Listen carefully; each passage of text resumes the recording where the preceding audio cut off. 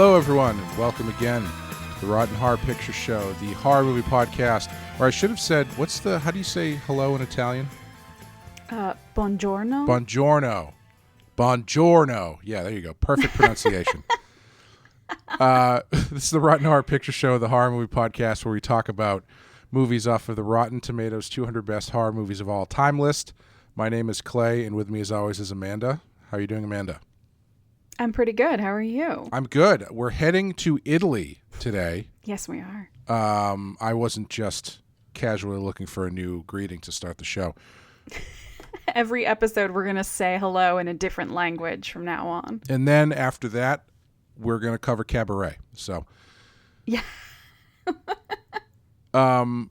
Today we are going back to 1975, and we're doing our first Dario Argento movie, which is regarded as one of his best. It's a movie called Deep Red. It's Profondo Rosso, if you want to go with the original title. Or it was also released under the title The Hatchet Murders, which you've got three really interesting titles there, because you've got your original Italian, you've got your translation, which I assume Profondo Rosso translates to Deep Red, which is interesting and mysterious. And then you've got your drive-in title, which is The Hatchet Murders. That doesn't even actually make sense, because I don't remember any murder occurring with a hatchet in this. No. Very few murders actually happen with any sort of practical weapon at all. So it is... It's a very not exactly an accurate title. But it's our first Italian horror movie. It's our first Giallo movie, which I'm excited to talk about a little bit. First Argento movie. Had you seen this one before? No, I had not. I had not even heard of this one. Really? Had you seen any Argentos before? You've seen Suspiria, right? Yes. Yeah. And I feel like maybe part of another one, but I'm not sure.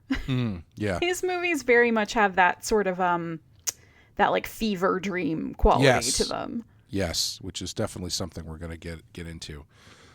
This is one that I have seen a couple times. I actually it took me kind of a while to get into his stuff,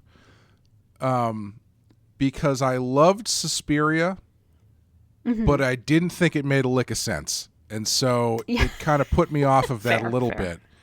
But then I kind of came around and I was like, well, it's really more the visuals and kind of the dreamlike thing or whatever. And then I went and I watched this one, and I had a similar experience the first time where I was like, this is pretty good. It doesn't look as cool as Suspiria. And I don't really know if moments. It does. I was... The first time I saw it, I was expecting more Suspiria than was in this, I guess, was my issue. And so it took me a while to come around to what's going on here, because I think this one is equally as visually impressive, just in a different way. Yeah.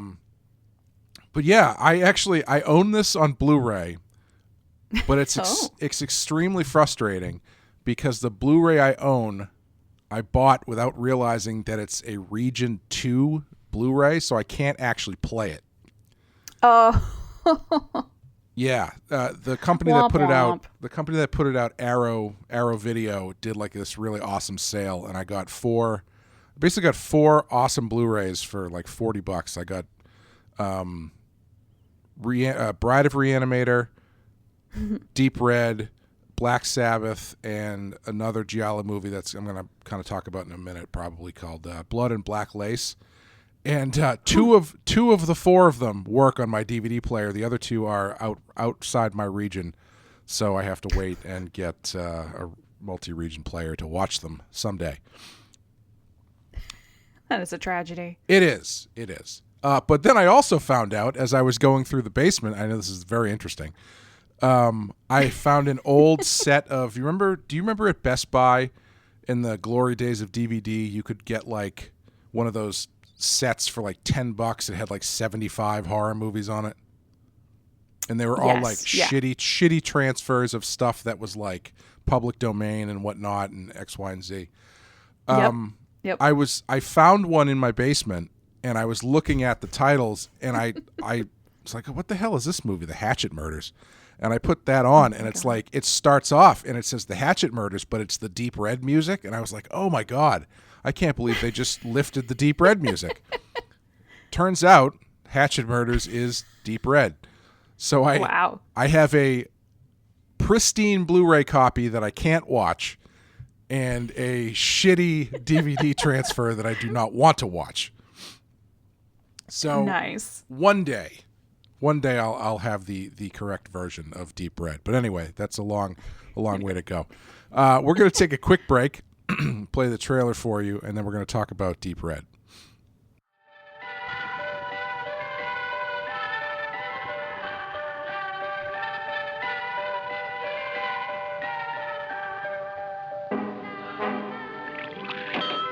You have killed. And you will kill again. You're getting closer and closer to the most unnatural kind of death.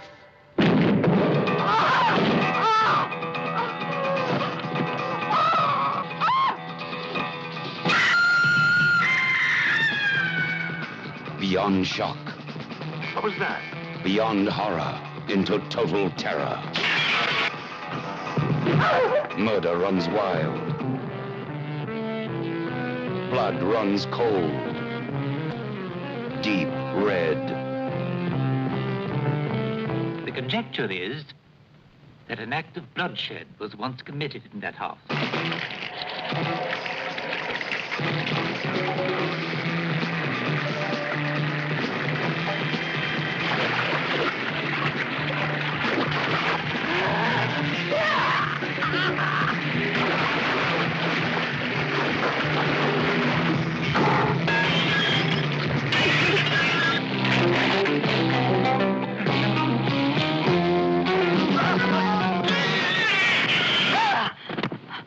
What is it?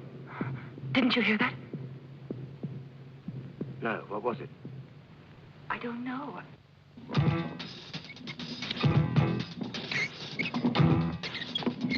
Everywhere you look. Everywhere you turn. Death is running with you.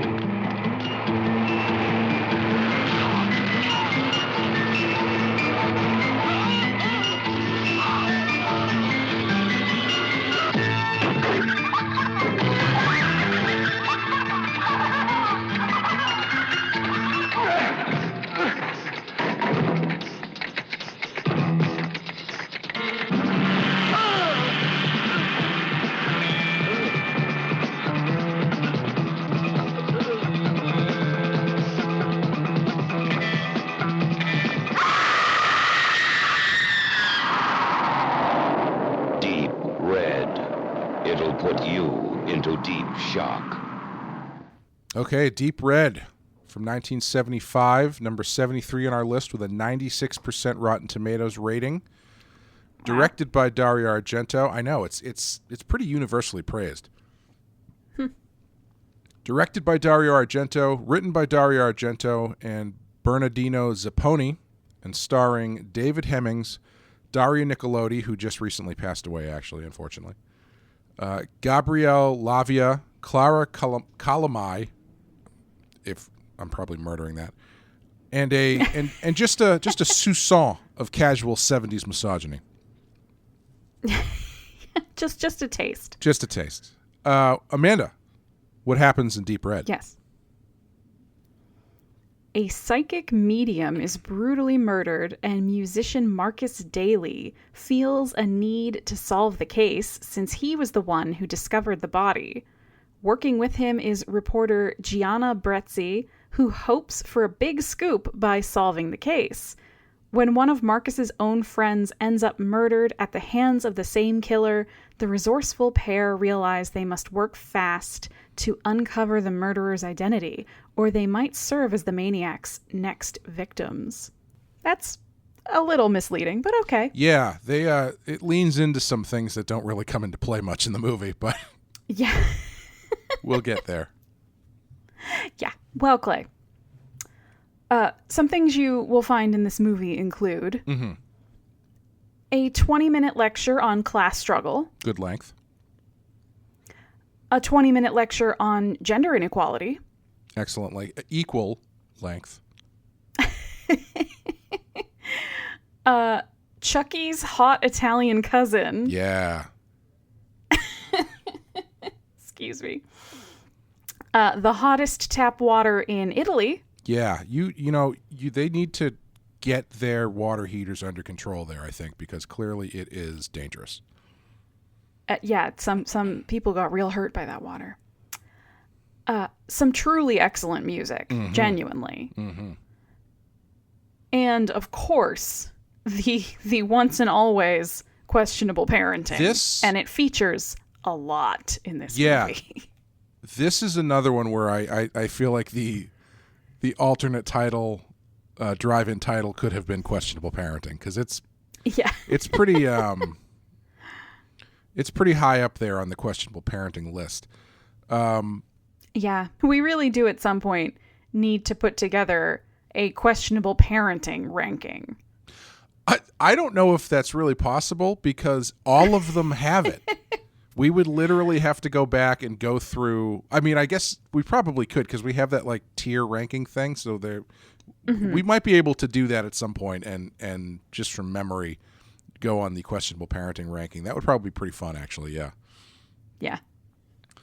But as I said, this was our first Giallo movie. Giallo being a Italian film genre that kind of came into prominence in the 60s and comes from a literary tradition of the same nickname, which comes from, it's basically murder mysteries, and it's called Giallo because Giallo is Italian for yellow, and all of the books that were in this genre had a yellow cover, so the shorthand was, it's their Giallo books.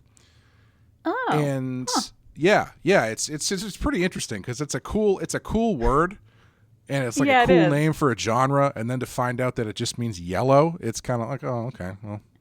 Yeah, that's kind of how I was feeling, actually. I was like, oh, all right, yellow, okay. Yeah. That doesn't make much sense, but that's a much better explanation than I was expecting.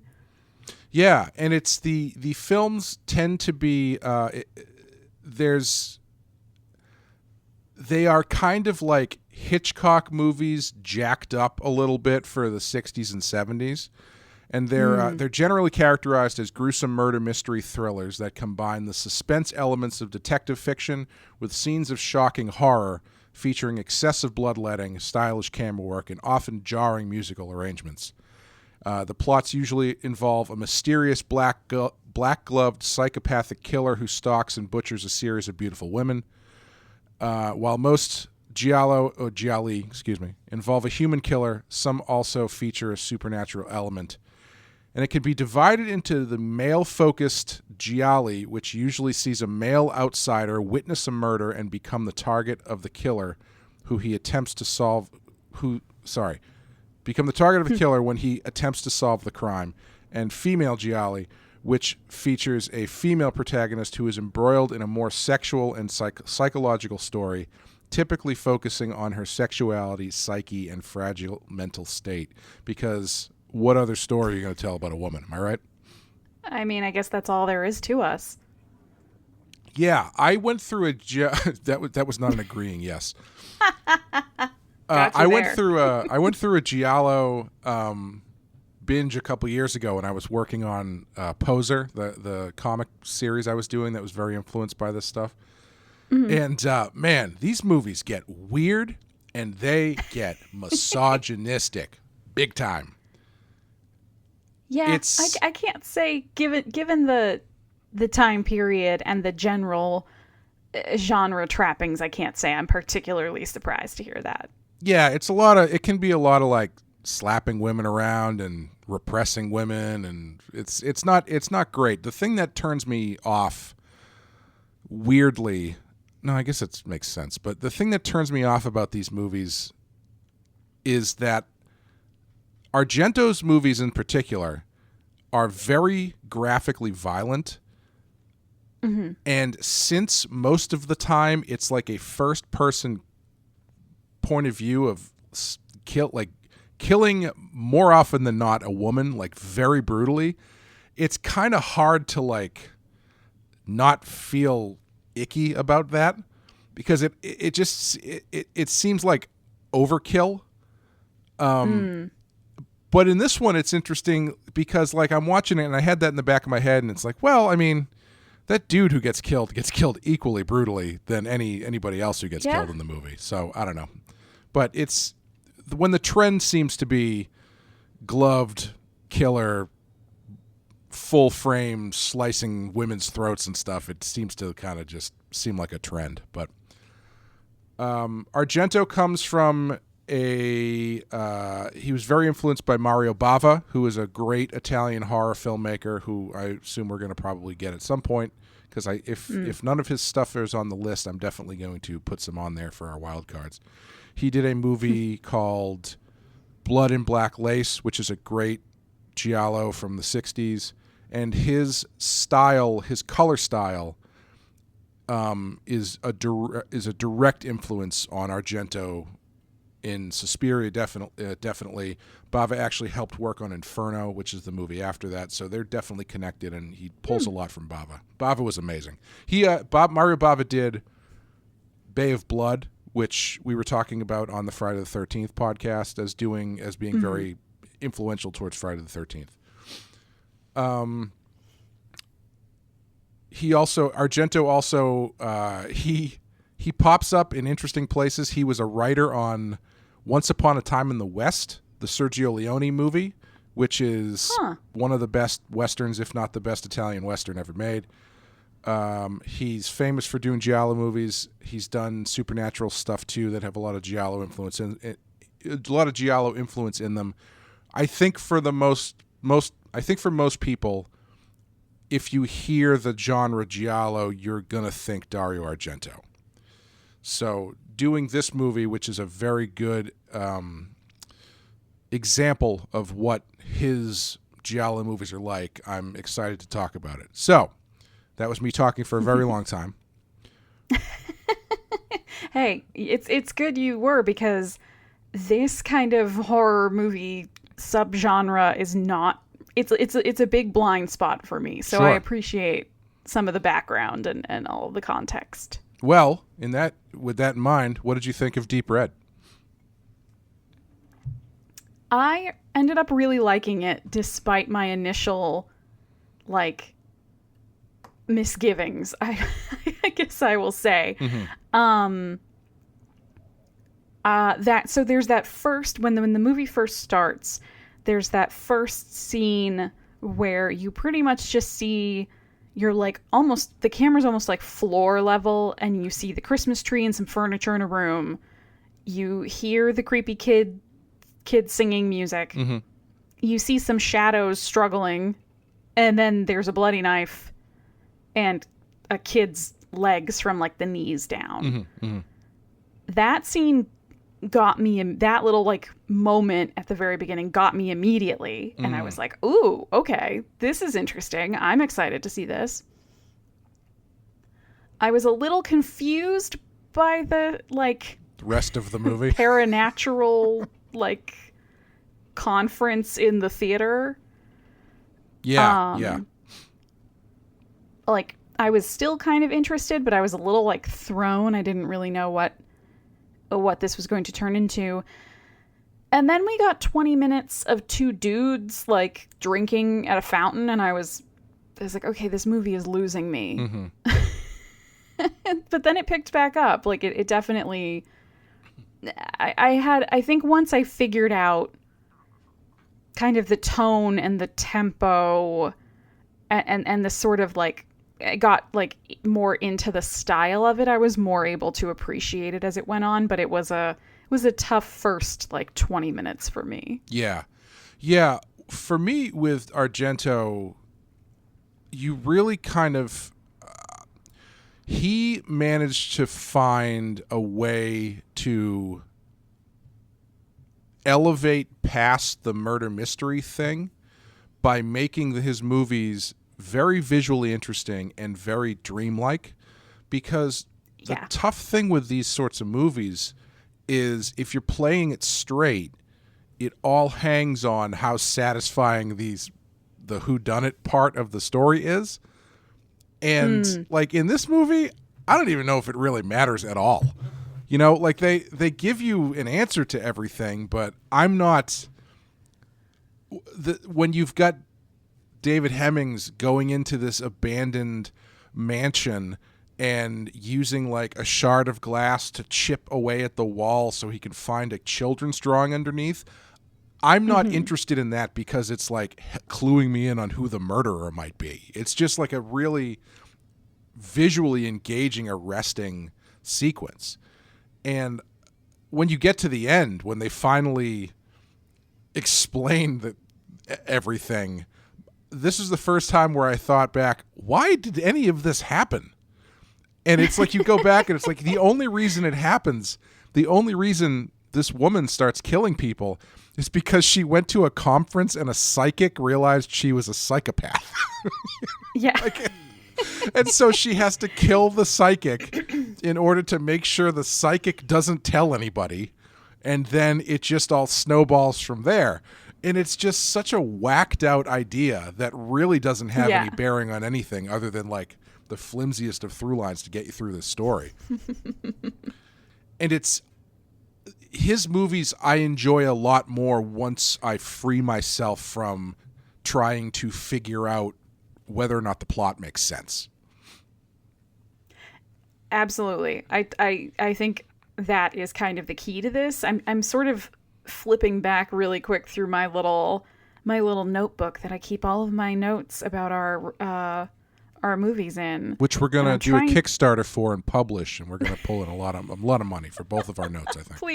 Please, no, you don't want to see this.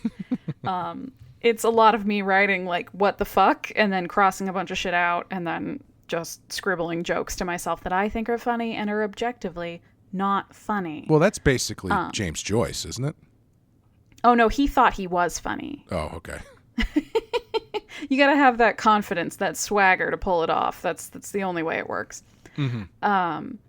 No, but I was going to say this movie, the thing that this movie does so well is that sort of, it gives you all of these great images and moments and like the sort of atmosphere and the feeling is so strong and so like, you know, like stylistically, it's just so coherent, like that you stop wondering all of the sort of real life, practical, logistical questions. It's the kind of thing that other movies, especially horror movies, have to kind of go out of their way to provide the audience with reasons and sort of set things up why, like we've talked about it before, like with Cabin in the Woods. That premise does a great job of telling you why there is no help coming and right. why, you know, why these kids, why this place, why are there no police officers coming, why are there no neighbors. This movie Deep Red doesn't give you any reasons why anything is really happening. It just kind of saturates you so quickly and intensely in the atmosphere that you just don't even really think about it because you're so busy being immersed in this like series of images and sounds that's just kind of cascading into you. Yeah, I think it covers itself. It's sort of to use the narrative cone analogy. It sort of covers it sort of covers how wide its narrative cone goes with the dreamlike sort of trippy's not the right word because it's not like psychedelic, but it's a very dreamlike movie that's very specifically designed. The backgrounds are very specifically designed. Anybody else who is on screen aside from the actors who are talking are very specifically choreographed and placed. It just presents this atmosphere. It's a very atmospheric movie. And that does a lot to cover the fact that the Italian police are not interested at all in any of this. Yeah. You know, it's David Hemmings he's a jazz pianist. Yeah. And he's investigating the murder of this woman he didn't know, who he just happened. And he's not even from there. No, he's yeah. British. And he's not like, he never butts into the authorities really as any sort of like roadblock. or it's not like the authorities aren't doing their job. They just kind of like disappear, and it's mostly him just floating through this story. Yeah. And you kind of don't care because it is so clearly set up in this sort of atmospheric semi-dream state that it like subconsciously makes sense that it would just be him doing this and not him filling out paperwork to try and get the sergeant at the local precinct to come down and look at some evidence he found, you know? Yeah, it does operate on that sort of, like you said, it's not trippy, it's not psychedelic, but it operates on that kind of dream logic. That, you know, like a lesser version of this movie would have him trying to solve this murder to clear his name because he was the prime suspect. Sure. Yeah. Like that would be the kind of, like, if this movie were redone now or had been made now, that would be the driving force behind why is he so invested in this? Why is he trying to figure this out? Why isn't he going to the police? Mm-hmm. It would be, oh, well, he heard this woman scream and he found her, and then the cops suspected that he did it. And that doesn't really happen in this. The cops are sort of the one time I think we actually see them, or maybe the first time. Maybe they show up later. I don't really remember. I think they show up like twice. Yeah.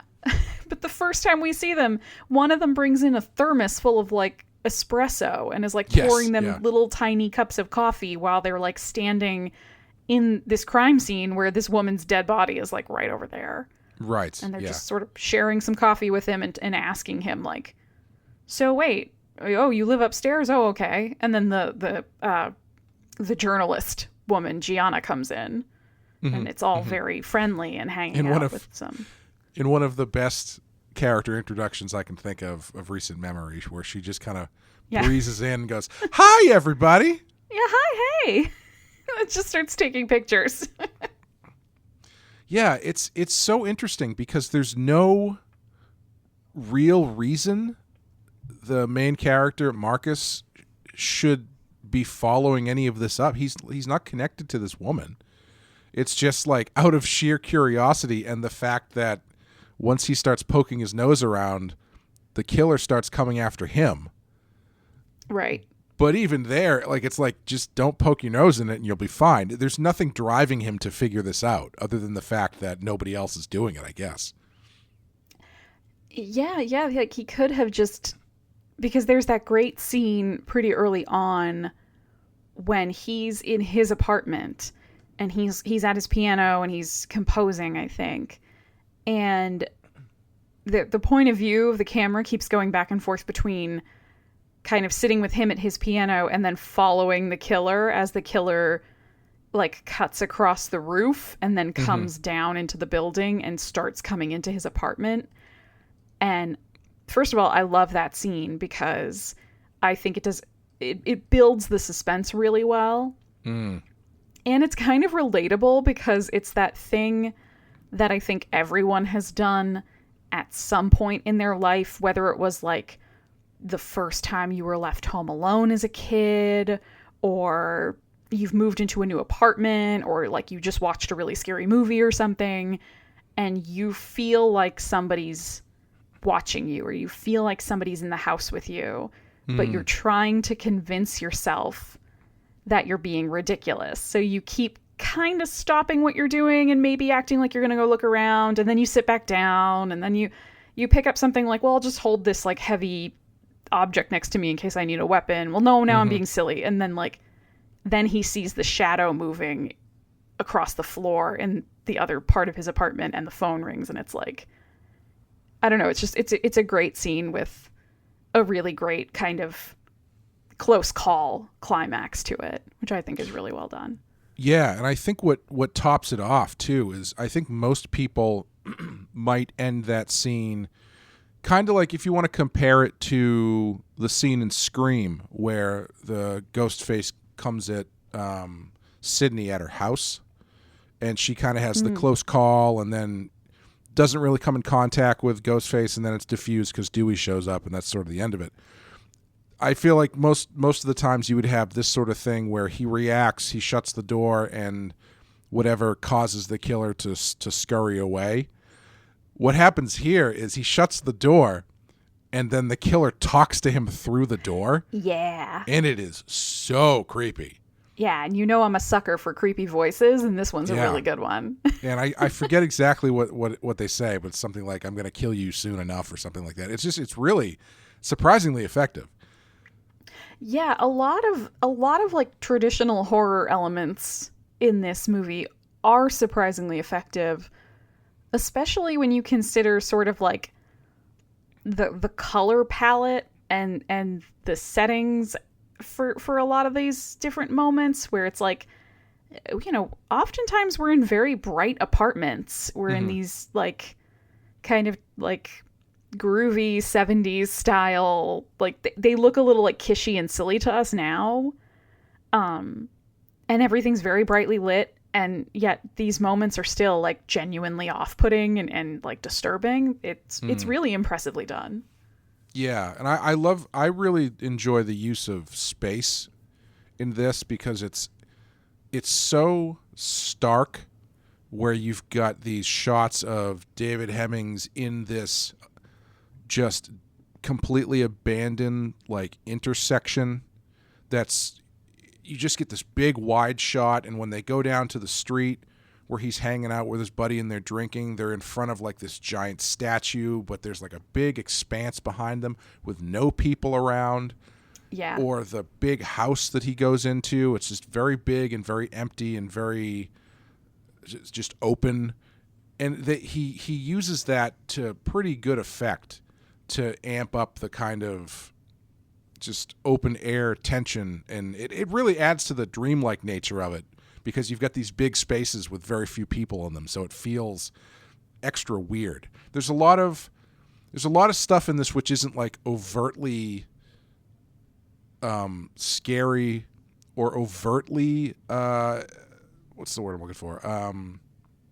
Troubling, but he just puts a little bit of spin on it enough so something about it feels off. For instance, I assume you would probably get in a lot of trouble if you did this now, but Marcus goes to find his friend, his drunk friend, and finds him at the home of his friend's lover, and which reveals to Marcus that his friend is gay.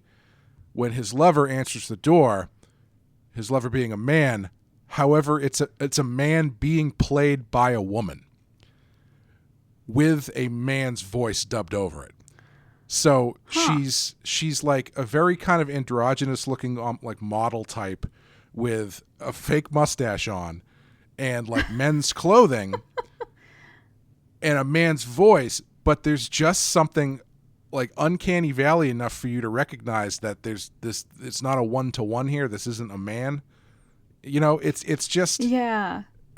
You probably can't, like I said, you probably couldn't do that now without there being some dust up from that, but it's just enough to kind of catch you off guard. Well, right, because what you see visually and then what you hear doesn't really match. Mm-hmm. Like that voice doesn't look like it should come out of that body. And so there is that like that kind of moment where you pause and you're trying to like your brain is kind of trying to catch up with what you're seeing and what you're hearing and reconcile the two. Mm-hmm. And there's a lot of examples of that like visually throughout the movie. One of the weird things I actually wanted to ask you about was, what do you think about a lot of the water imagery? There's a lot of focus on like faucets being turned on. There's a lot of moments where people put liquid in their mouth just to kind of let it all like dribble out like you're pouring a cup again. Oh, really? I don't know if I picked up on that actually. Yeah, I bet. Like, go next time you watch through it. Take a look. I think there's the faucet that she turns on in the bathroom at the lecture hall at the very beginning. they try to give Helga some water, and she essentially puts it in her mouth and then just lets it all come out again. That's right. I do remember that, yeah. And then, oh my God, what is the other guy who gets who gets killed by Chucky's Italian cousin? Mm-hmm. He's drinking tea or coffee out of a like china cup, and he drinks it and then immediately lets it all fall out again. And there's a couple other like faucets turning on that it's very like focused on. It's a weird image that I haven't quite figured out what the meaning behind it was, or what sort of like associations it was supposed to draw, but it was very like, yeah, it had that like cognitive dissonance of, you know, you watch somebody, you think they're going to drink and swallow their drink, and instead they just spit it all out and then keep talking. It was like, okay. Yeah, I hadn't noticed that, but yeah, all those scenes that you brought up, I was like, yeah, there's something weird about that. There's just something a little bit unsettling about the way that they do it. Yeah, absolutely. One of the things that I love that Argento does, he's done it in a few movies. Again, it's kind of a use of this sense of space.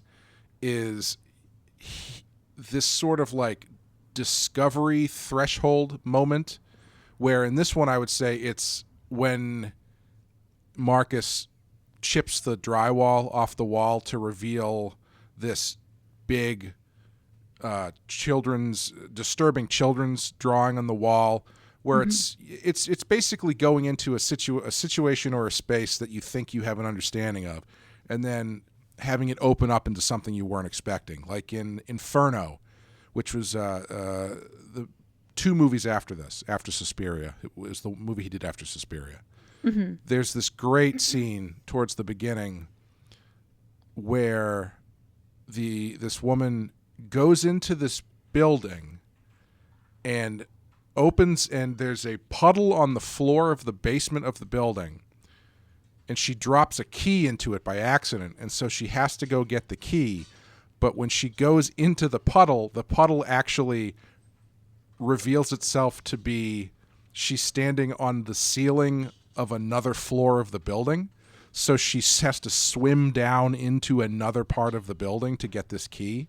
And it's just not something you're expecting. It's just opening up into this. It's very much in that dreamlike sense where you think you have an idea of what this space is like, but then you enter it and it turns into something completely different. Yeah. Huh. Yeah, he does a lot of that. Even in this one, maybe not quite so explicitly, but like that scene where the two, like Marcus and his buddy Carlo are talking, and the camera kind of pans out, and you see that like gigantic fountain, and it's the scale is very weird. It does like, it kind of shifts your perspective of like where they are. No, it is interesting, like the way he plays with space, even the fact that there's in that abandoned villa, there's that hidden room. Yes, exactly. Yeah, that's exactly. Yeah. I should have pointed to that one instead of the paint chipping thing, but yeah, that's exactly what I'm talking about. Where there's a space that you think you understand, and then you push through into this other new element that is in some way disturbing or scary or unnerving in some way. I think he does it. Is it Suspiria? The one where the girl's I can't remember if it's Suspiria or Inferno. The one where the girl is trying to get away and she climbs up through a window and ends up falling into a room just filled with barbed wire, like a big room filled with barbed wire. Oh. Yeah, I can't remember which one it's one of the two. I can't remember which one. But I don't remember. Yeah, maybe that's Inferno. But in Inferno, he does it a couple times where,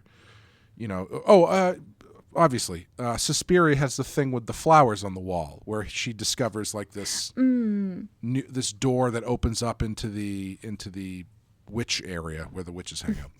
That's what they call it, right? It's like the witches are a coven and they have an area where they hang out. Yeah, I mean, that's what my husband calls my half of the bedroom. He also he tends to use artists or characters who are some sort of artist or creative person as his protagonist, which is kind of interesting. In the Cat o' Nine Tails, it's a newspaper reporter. In Tenebrae, it's an American writer. I think it's actually might be a crime writer. Phenomena, it's not an artist, but it's a girl who can talk to bugs. So make of that what you will. Opera is a young opera singer. Suspiria clearly obviously is a ballet student. I don't know if there's a reason for that, but I do find it to be an interesting choice that it's not just the outsider that is the prerequisite for the Giallo story. It's many times it's an outsider who is also an artist of some sort.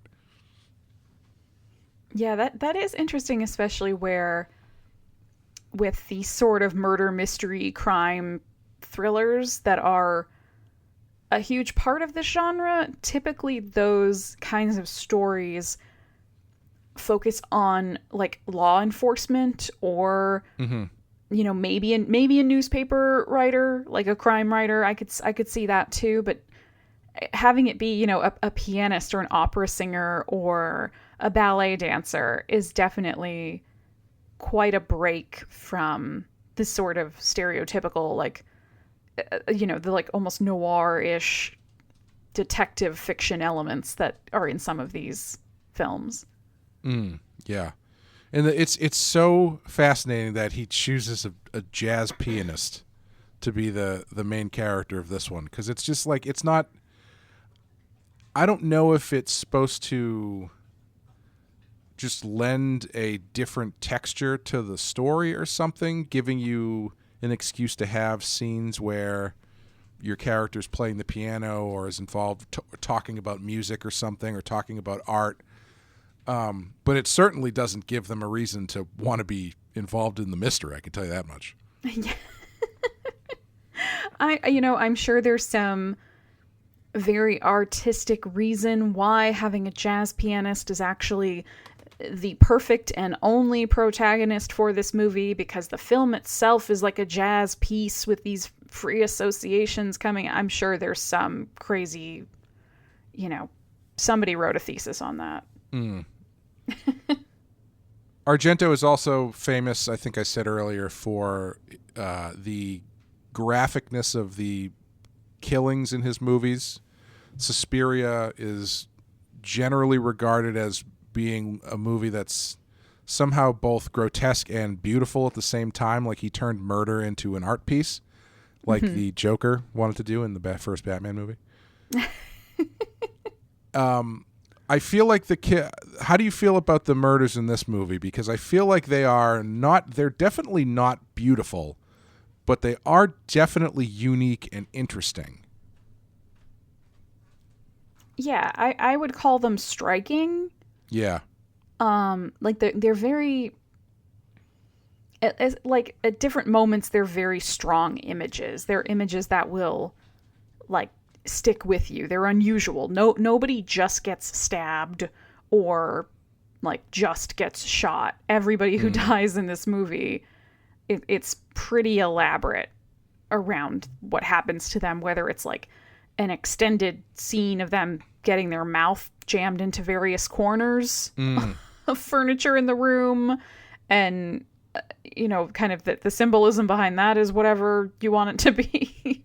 I read that apparently when they were planning out what sort of murders they were going to do in this movie, they specifically thought of the ones that they did because Argento said people can't most people have not been stalked by a machete or knife wielding maniac, but plenty of people have thought about possibly drowning or falling and hitting their face on a corner of the furniture or something. Or he specifically picked methods of murder that are slightly more relatable. And in doing that, I think it makes it that much more jarring, because when he puts that lady's face through the glass of the window, which he loves to do. He does that in 4 movies. He really likes putting ladies' faces through glass. I'm not really sure why. There is something, you don't see that a lot, but at the same time, that is a very like domesticated murder, if that makes sense. Yeah, because the weapon the weapon or means of death isn't like, somebody threw a grenade at you or something. Right. It's like, this lady died because she was drowned in her bathtub or whatever, which is like everybody or most people have a bathtub in their house somewhere. Mm-hmm. Mm-hmm. She, that lady who gets scalded and drowned, really, Oh, God. I applaud her commitment to sentence structure. Oh, yeah. Even though it didn't help her out too much, because she doesn't just write the name of the person. She makes sure to write the full sentence and clearly doesn't make it to the end. Yeah.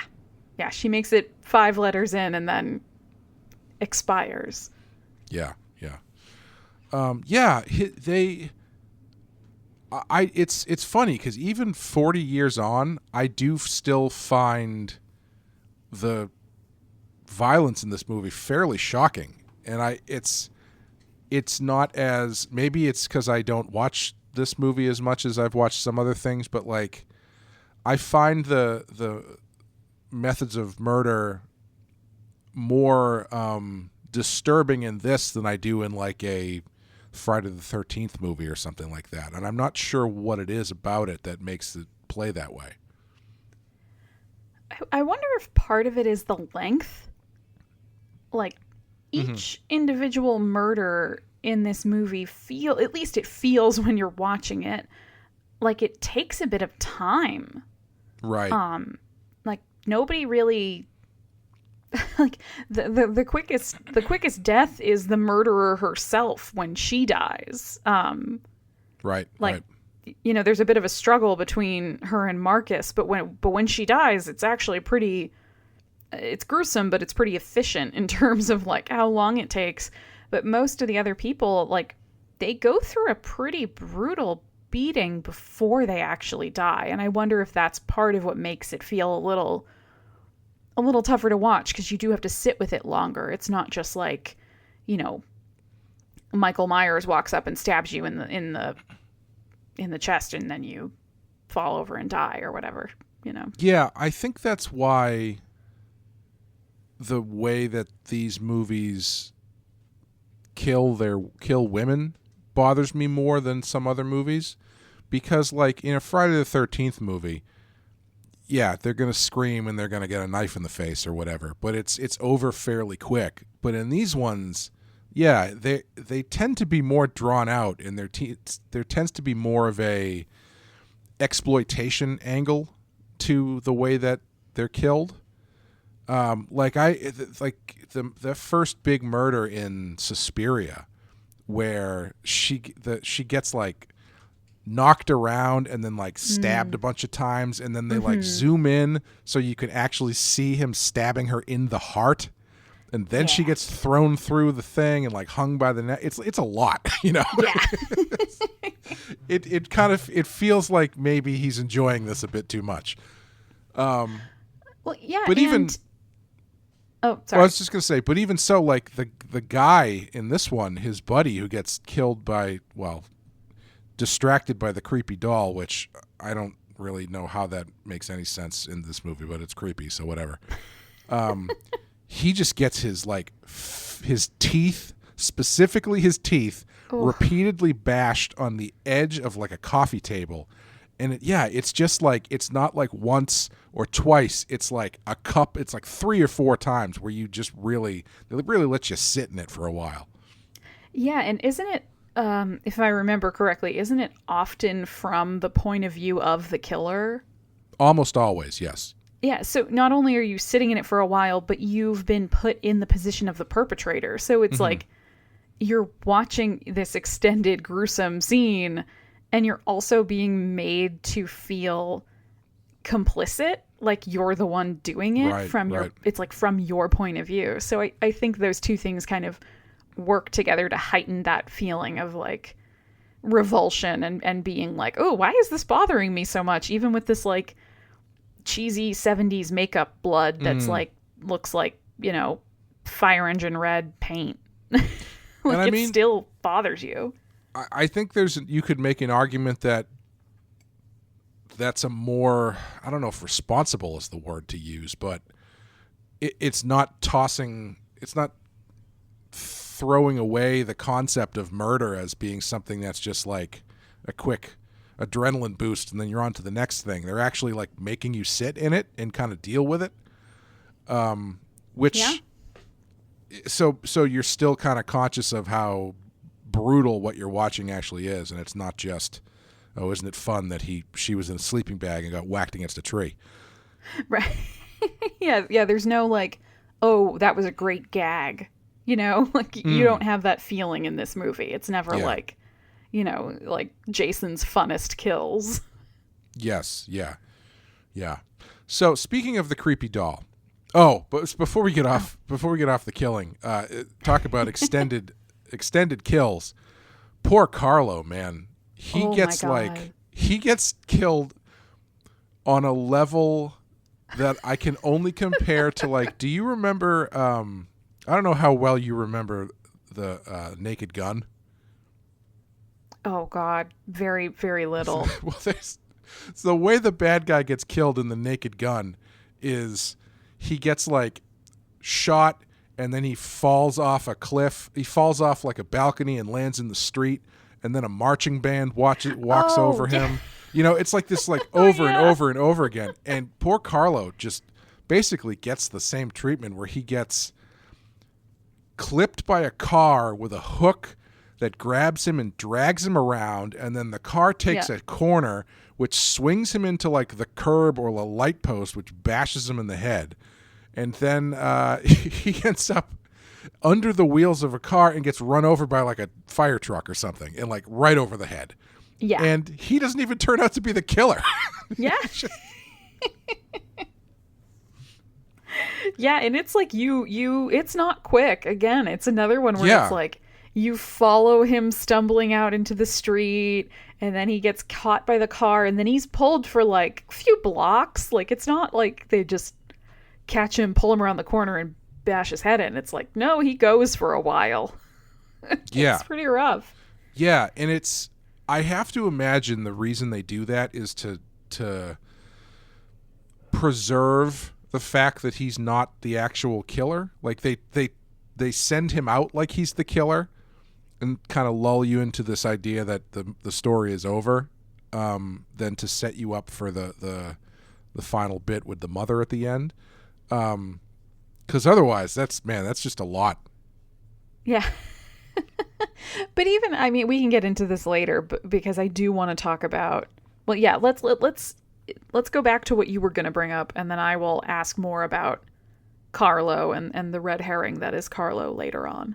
Well, we may as well talk about it now, because I was going to ask you how you felt about the ending, because we do get this. The body of this movie is it's a straightforward kind of like murder mystery thing that is bookended by this insane story about a mother who killed her husband in front of her child, and it turns out that Carlo is the child, and somehow Carlo ends up getting assumed to be the killer, but it turns out the mother is the killer, and they drop a lot of exposition on you like right at the end to explain this weird shit.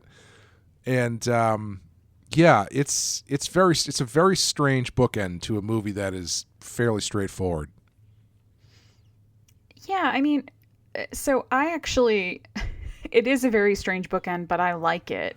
Because I was going to ask how you felt about the whole red herring of setting Carlo up to look like he was the murderer. Like, did that convince you the first time you watched this? Did you feel like, oh wow, I guess it had to have been him? I honestly don't remember the first time if it worked for me. I kind of feel like it probably didn't, because story-wise, it's pretty unsatisfying if it's just Carlo. And here I bring it up because I was immediately like, there's no way it's him. Mm-hmm. Because he's with Marcus when he hears the woman scream in the apartment, and then when Marcus finds the body, the person in the brown raincoat walks down the street and off to the left, and then from the right-hand side, Carlo walks back into frame. Yeah. So Marcus is a pretty bad friend because... Yeah, because he's like ready to believe it. Yeah, he's going down this rabbit hole assuming that Carlo is this killer when after Carlo's already dead, he's like, oh, wait a minute. Yeah. Yeah. No, it couldn't have been him. Ah, damn. Yeah, it kind Oops. of like... Yeah, it bothered me a little bit because I don't know. I understand wanting to have, like, this is definitely the kind of movie that is set up in such a way that from the very beginning, once the murders start, you're kind of trying to figure out, at least you're curious about who did it, who is doing it. And at least for me, I assumed it was somebody we'd been introduced to. Mm-hmm. And so yeah, like that limits your suspect pool somewhat. But I mean, they do kind of run into a lot of randos. You know what I mean? Oh yeah, definitely. Yeah. Like there's a lot of room for it to be somebody else's as a red herring. They, because of an offhanded comment from someone else, Marcus hears a story about a haunted house, which someone is like, I read it in a book about haunted houses. He finds that book, folklore, yeah. He finds that book with that story in it, which apparently means it's a known story enough to be written down and published in a book. Based on the picture in the book, finds the house, goes to the house, and it turns out that this house that has a story baked into it enough to have turned into folklore that is published turns out to be the house of his best friend when he grew up. It's so whacked. It's so whacked. And that's what I think is so fascinating about this, because murder mysteries usually live or die on how tightly plotted they are. Because you're constantly trying to figure out who the killer is, and when you get to the end, if it turns out to be a character that you never heard of, it's always unsatisfying, and you always end up going back and being like, well, that doesn't make any sense because this doesn't work and that doesn't work.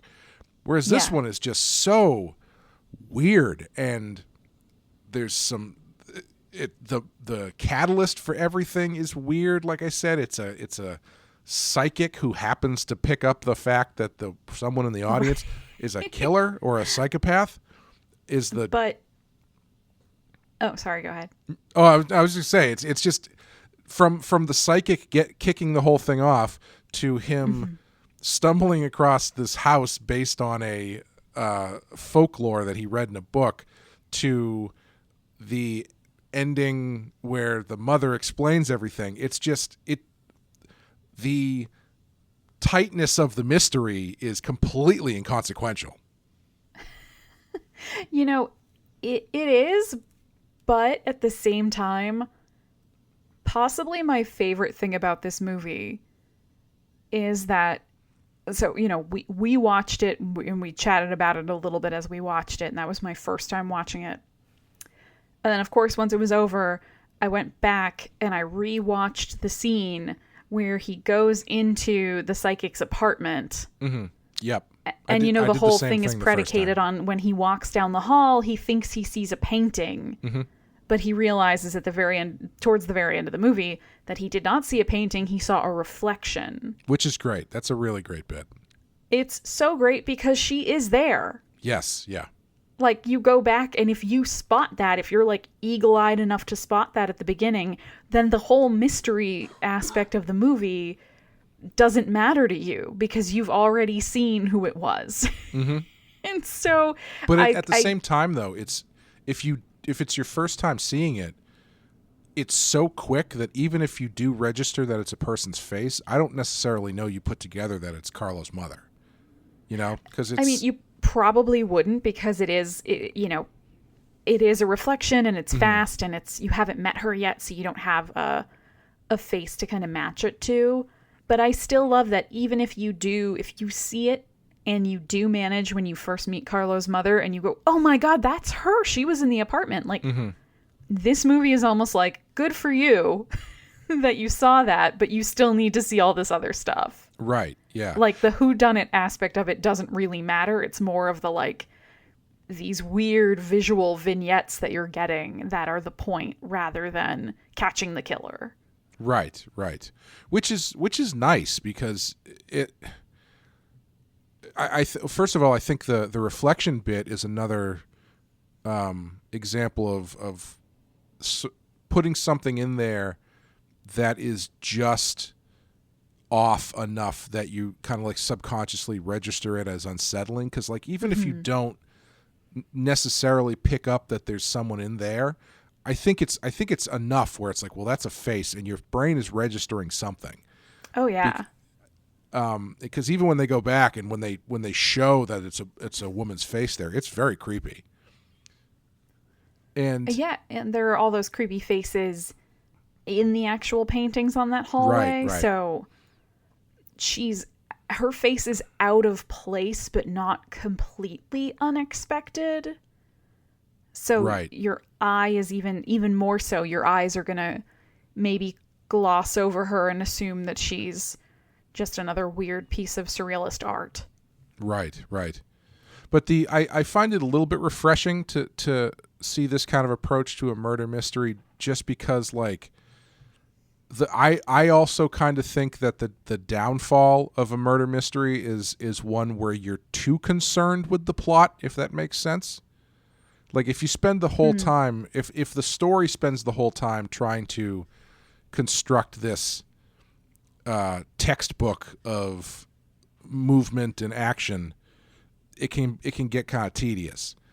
And to have a movie like this where it's got this murder mystery thing, but it is pretty whacked out, and it's more about the atmosphere than it is about figuring out who the killer is, it is a nice different way to experience that kind of story. My only question, I don't know how you feel about this, is if you remove the tight plotting from a story like this, does it have do you run the risk of having your story, the middle of your story, just kind of end up feeling like a bunch of pointless murders? You know what I mean? If you can't see where this is going or what it's driving towards, or if you don't have any direction as to who it might be pointing at, does it then turn into just, here's another scene where he's walking around and somebody gets brutally murdered? You know, I think it does run that risk, and I think if this movie were not so successfully and highly stylized, I think this movie would fall into that trap as well. Because, so I rewatched most of it just to pay a little less attention to because this movie really is like a series of scenes. Yeah. And I noticed even as I watched it the first time that I was kind of fading in and out of attention in the sort of transitional moments and the sort of bits and pieces in between these bigger set pieces. And so I rewatched it kind of forcing myself to like almost skip through the slower, more suspenseful scenes and pay more attention to, Marcus and the other dude are like walking down the street together and talking and like, okay, what were they actually saying to one another? And this movie, in those moments, this movie does try to maintain some form of a narrative scaffolding. I don't know how good a job it does at that. Because like you were saying, he happened to hear about this book but it's a little less happened to, and more that he went to those two guys who'd been working with the psychic. Sure. Yeah. And one of them told him about it and told him where to find it. So he went to find it. and he found the entry about the house. And then he went to track down the author of the book to find out more about the house. Mm-hmm. And then she was killed, and then I kind of lost it there again about, like, how did he actually end up at this house? I love that the murderer had the forethought to kill the person who wrote about the book. Who wrote the book about her old house. About her old house. It's really tying up the loose ends there. Yeah. But it took her a long time, though. I knew when I gave her the rights to that story, this was going to come back to bite me, and now I have to go kill her. I'm sorry. 30 years too late, but okay. Mm-hmm. But no, I mean, this movie, it does sort of make some sort of gesture at an attempt to have a plot. But I think the reason why this movie is still interesting and fun to watch is that it has this very specific style. It has like, clearly Argento has his vision for how he wanted things to look and to feel. It still has some extremely excellent music. Yes, but, which we do have to talk about a little bit, yeah. Yes, we do. But if you take those things away from it and you made it less of this sort of like auteur like vision of the world, it would be a nonsense movie. Mm-hmm. like plot-wise, it would completely fall apart. And yeah, just be kind of a loosely connected string of extremely gruesome murders with a bunch of children's toys and a guy at a piano. Yes. It is very much kind of a transitional movie for Argento, because his movies before this were pretty straightforward, traditional Giallo movies. Oh, okay. And this one gets, as you're saying, gets a lot more atmospheric. It gets kind of dreamlike. And there's just infusions of the suggestion of the supernatural. There's no supernatural stuff in this, well, unless you want to count specifically the psychic. But you've got the psychic thing that kicks everything off, and then you've got the halfway, like you're saying, halfway through, it turns into like a haunted house story. Yeah. Slightly, and like he's looking up a folklore book and author and stuff. And his style kind of starts to drift away from reality. And then in the next movie, he does Suspiria, which is, like I said, it has a lot of the Giallo trappings as far as like the character, the outsider coming in to a new situation, who finds out that these killings are happening, but it's run through this in the witch area, yes. But it's run through this much more supernatural, expressionistic filter that makes things really, really, really interesting. That movie makes even less sense than this one does, if I'm being completely honest. But that's the thing. Like, I didn't really appreciate his movies until I kind of shut that part of my brain off. And I don't mean that in like this movie's dumb, but you kind of have to release yourself from traditional film plot structure to kind of just experience these movies. Yeah, if you are a very analytical person who likes things to flow in a somewhat logical progression, this is not the movie for you. No. We didn't even really talk about Daria Nicolodi. She was Argento's, I'm not sure if they were married, but they were in a long-term relationship together for a while. And she actually co-wrote Suspiria with him and was a big inspiration for that when he did that movie. But her character in this is very, it's really interesting because she's presented as a red herring, right? Would you say?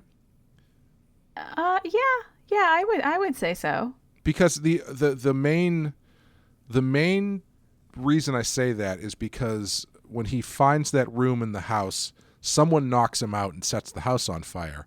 And when he comes to, they do this very slow pan up to reveal that Gianna is the one who is there with him. And I was watching it this time going like, man, that's really the kind of shot you do when you're revealing who your killer is. Yeah. And which it turns out not to be the case, but they play her in this really interesting role where, as you know, you said at the top, there's this kind of long-winded explanation about gender inequality. Yeah. Which actually, it's kind of her only purpose is to be like, it could be a woman who you know, because they have that scene where they have the arm wrestling match and she beats him at arm wrestling, and you get a little bit of the casual misogyny from him being like, well, you know, they can't arm wrestle. A woman couldn't do anything like this, which is really just kind of setting up the idea that a woman did do this. Right. But that's kind of her whole role in the movie. She's just sort of like I don't think she's too much of a cliche, because her character it does seem fairly progressive for a female character in a movie like this at that time, but she doesn't really have a ton to do.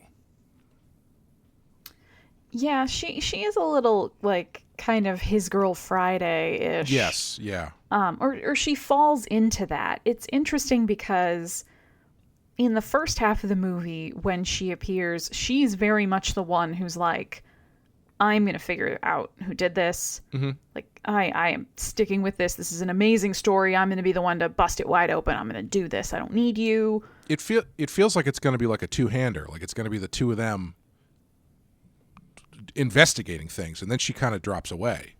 Yeah, which is weird because you would think she's the one who's the journalist. You would think he would maybe be asking, I don't know what, like you think she would be more involved. Yeah, she should be the one investigating the killing, not the pianist. Yeah, I would. This movie, I feel like I love the idea of either her being the main character who is going through all this, mm-hmm. or her actually being the killer would be kind of amazing. Right, yeah. Because she does prove she's stronger than him. It's true, yeah. Yeah, she could probably throw that other girl around and put her through a window. Then she does a thing where she like takes her makeup off and she's actually a 70-year-old woman. and Carlo's mom. Or she had a mask or something. Ooh, there you go, yeah. Yeah, there you go. Her character is interesting because, you said, we barely even talked about her. And it's like, because she's there's not a lot to talk about with her. Right. Unfortunately. She's sort of introduced like she's going to be this like firecracker and kind of like, busting his balls a little bit and pushing him harder to go further. And instead, she's sort of in the early scenes and then she kind of disappears for a while and then she's back with him only to get stabbed. Right, yeah. And that's kind of it. She makes it. She lives, right? Yeah. It's I think she kind of serves her purpose ultimately as a red herring, because the way that they have her get stabbed is very much kind of like the it's not her sequence, Yes. Yeah. I have one final question. What the hell is that doll?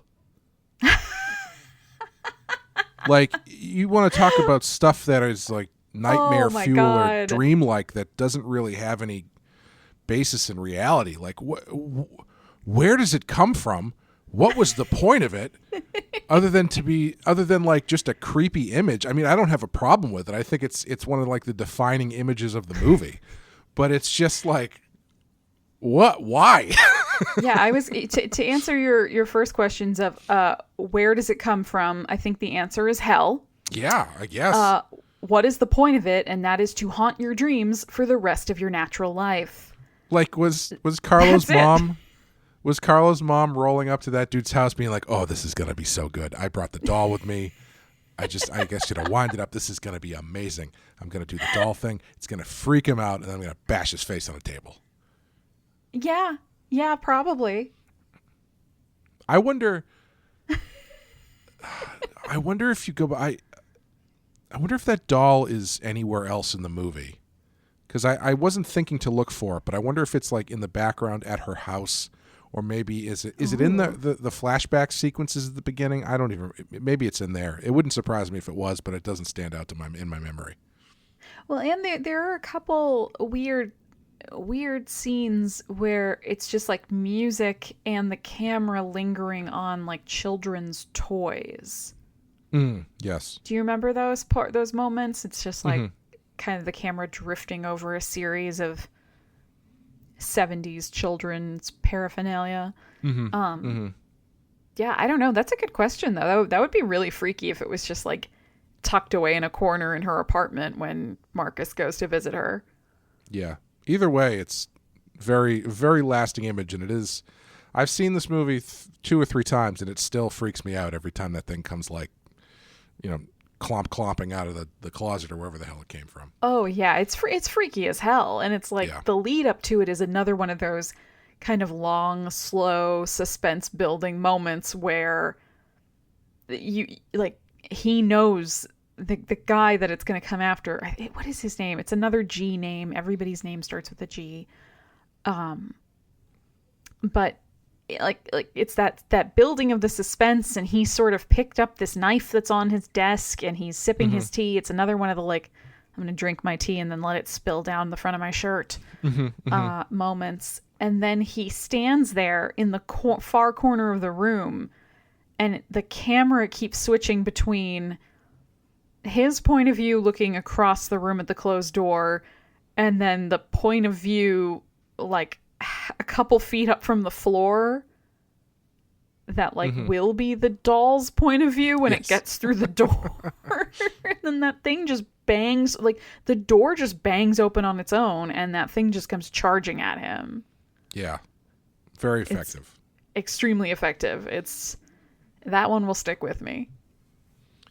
And lastly, the music, obviously, by Goblin, which is a progressive rock band from Italy. I believe they're Italian. Who I guess Argento had someone else that he hired to do the score, and he wasn't happy with the stuff that he was doing, so he fired that guy. He tried to get Pink Floyd to do it. He couldn't get Pink Floyd. And so then he came across Claudio Simonetti and his band Goblin, and it is the first of, I think, 10 collaborations between Argento and Goblin, if not Goblin and Simonetti, if not 10 collaborations between Argento and Simonetti, if not Argento and Goblin, because it's not always Goblin. Sometimes it's just the one guy. Wow, I didn't realize it was so many. Yeah, they did this. They did Suspiria. They did. I think they did. Did they do Phenomena? I don't know if they did Phenomena, but they're also famously the group who did the music for Dawn of the Dead. Oh. Huh. Yeah, there was I can't remember all of these obscure 70s horror movie facts run together in my brain, but I know that there is a connection between Romero and Argento, and there is a cut of the movie. There is a cut of Dawn of the Dead that I believe Argento cut for European release. So they're buddies, and X, Y, and Z. But that's cool. Yeah, it's great music. I have the Suspiria album. They do very cool music. I'm actually watching this again. I was like, I probably should pick this one up too. It's very cool. It's really good, and it's so weird in a great way, because it's not really the type of music you would usually, especially as like a modern day American horror movie fan, it's not the kind of music I would associate with these sorts of scenes and plot lines and plot twists and murders. Like, I would not have pegged, if you had shown me this movie without the soundtrack, I would not have guessed that this would be the soundtrack for this movie. Yeah. Argento has some really interesting uses of music. Like in Phenomena, I think most of the soundtrack is like heavy metal songs. Oh, awesome. Yeah. And so, you've got where usually you're expecting, oh, Argento, he's gonna do some weird prog rock goblin thing. It's like Iron Maiden, and it's just It's awesome. Yeah, that's a weird movie. We should do that at some point. It's Yeah, I want to do that one. Like everything is this the one you also said it's about a girl who can talk to bugs? Yes, yeah. Jennifer Connelly plays an American like Catholic schoolgirl who is in Switzerland or something, and she figures out that she can talk to bugs, and it's just a really strange movie. I really want to watch this one now. Oh, well, we'll put it on the list. Please, I will use a wild card for it if I have to. Speaking of lists, this is number, what did I say this was? Number 73 on our list. How do you feel about the placement? Do you think it should be higher, lower, or do you think it's in a good place? Whenever we ask this question, I always feel like a broken record because I always bring up like The Shining and The Thing. Mm-hmm. And those are kind of my barometers of where I think every other movie should belong on this list, and I would put this after those. Okay. So it's tough for me because I can see why this is in the top 100, but I don't think I would keep it there if it meant I could swap it out for something like that. Do you know what I mean? Sure, yeah. I think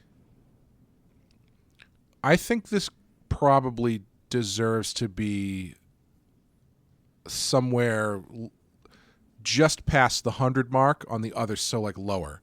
I would say, like 125 or something like that. So just like kind of flip it from where it is now.